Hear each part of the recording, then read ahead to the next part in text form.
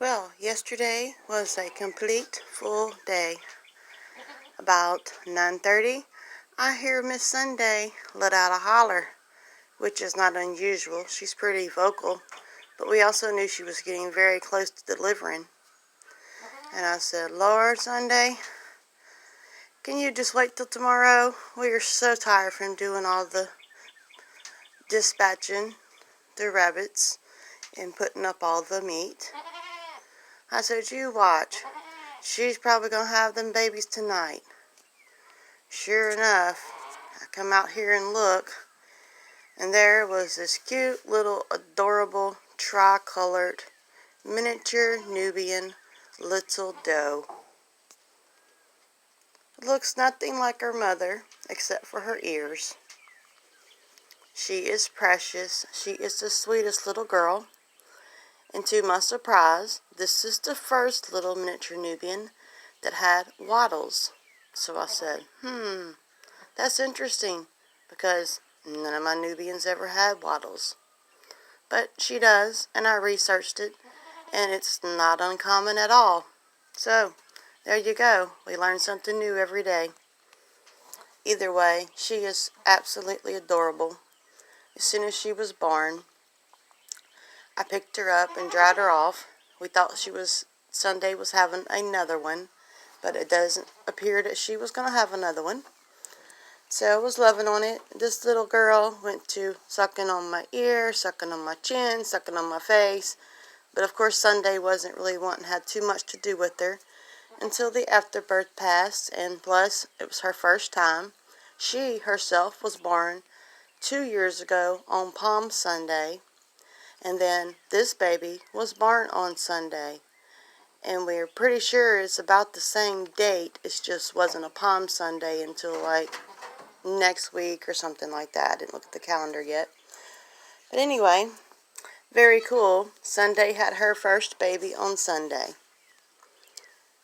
This little miniature Nubian is the sweetest little girl ever. So lovable, so adorable. She would make a perfect bottle baby. Not really into selling my animals as bottle babies, so I want to make sure they have the best start that they can get. So I will definitely keep her on her mama, probably 6 weeks or so, but she will definitely be put on the marketplace because we have enough does, enough females. And that partially is because we had already decided that we were going to keep Cinnamon's baby, the one that looked just like the mama and the one that looked just like the daddy. So after watching these two grow a little bit and get bigger and play and just cut up, and we had one male and one female. So we were going to name them after their parents and make their names similar to their parents' name. And then one day I saw them cutting up on the little slide and the little deck that we made them, and I said, Bonnie and Clyde. And my husband said, oh yes, that is perfect. So you know how that goes. Once you name something on the homestead, you're going to keep it. As adorable as this little girl is, she's a tricolor. She's kind of buckskin looking. The only thing that looks like her mom is her ears. Other than that, she looks like the dad. So this is her mom. She's kind of a buckskin color. She's got white ears that are frosted. But we wanted to keep her when she was a baby because she looked like she had a good milking setup. So she is going to be our next best milker. She definitely has the setup. Nice little setup for a little dairy goat. So that's pretty promising for whoever was interested in her little girl, because she's probably going to have a wonderful setup too for being a little milk goat. So I just wanted to let y'all see things on the homestead don't never stop just because we're tired and just because we don't feel good. We were out here every 2 hours, set the alarm clock to make sure the baby was nursing and to see if she was going to have any more babies, and just to check things out. So everything went fine. We really kind of thought she was going to have 2. She was kind of big there. But one healthy baby is great. take a healthy baby any day over a couple of little sad babies that don't want to nurse or the mom doesn't do well. So that is truly a blessing. Busy, busy, busy in the springtime. But thank goodness it's spring. I feel much better in the spring. I'm feeling it though. I'm still having my struggles. We both feel like we've been beat up. But we're also doing things that we don't do every single day. And processing animals takes a while. And today we're going to fry up all the patties, the breakfast sausage patties. And that's going to be another tiring day.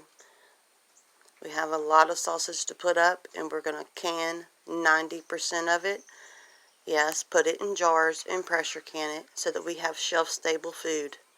In case anyone hasn't started figuring it out, food shortages are real. It is a serious problem, not only for the United States, but for the entire world. So we just do what we can do. We don't fret and we don't worry about it. We stock and store and save what we can and live our lives like we normally do. There's nothing really that we can do except for pray whenever the world is in a crisis. And live your life the best you can on your homestead, in your house, with your family, and love those who love you. And that's what we try to do. We mind our own business. We stay home. We don't bug people. If someone needs help, we're happy to help them. If they don't ask us for help or they don't contact us, we have no way of knowing if they need help or not. But for those of you that know me, know I'm a very loving and giving and caring person. I would just about give you whatever I could give you if I loved you and you were respected and that you were not one of these cheesy people that like to just stir up drama. But if you were for real and you were an honest person and I trusted you, I would help you absolutely any way that I can.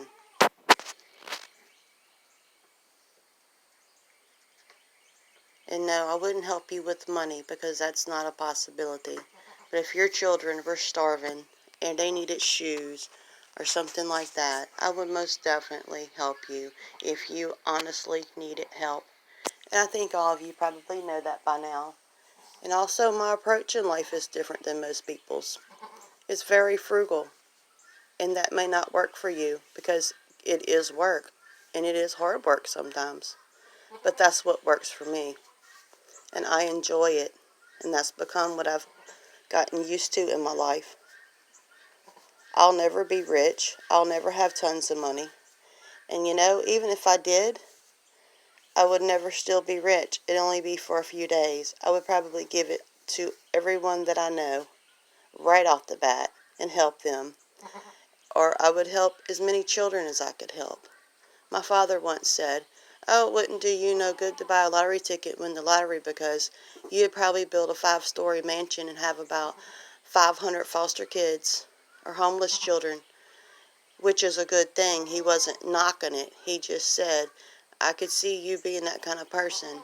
But then yet he also reminded me, you know what? It's nice that you do what you do and you like to help people, but there are so many people out there that just like to take advantage of you. Be careful. Don't let people take advantage of you. Help those that you truly know need the help and will respect the help and be grateful for the help.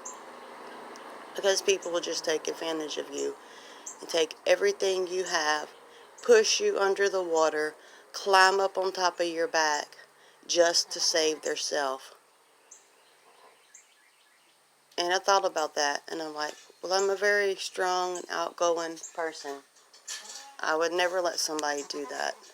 But yet he was right. I'm a very tender-hearted person. So I would definitely help anyone that I possibly could help, that I felt worthy of my help. So that's about it for now. Just want to show y'all the new little girl in the homestead. She was born last night around 9:30 or so. Farewell, homestead family, friends, and neighbors from the Cozy Cottage Homestead.